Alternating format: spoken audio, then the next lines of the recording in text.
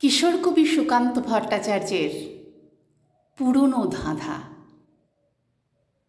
বলতে পারো বড় মানুষ মোটর কেন চড়বে? গরিব কেন সেই মোটরের তলায় চাপা পড়বে? বড় মানুষ ভোজের পাতে ফেলে লুচি মিষ্টি, গরিবরা পায় খোলাম কুচি। এ কি অনাসৃষ্টি! বলতে পারো ধনির বাড়ি তৈরি যারা করছে, কুঁড়ে ঘরে তারা কেন মাছির মতো মরছে? ধনির মেয়ের দামি পুতুল, হরেক রকম খেলনা, গরিব মেয়ে পায় না আদর, সবার কাছে ফেলনা।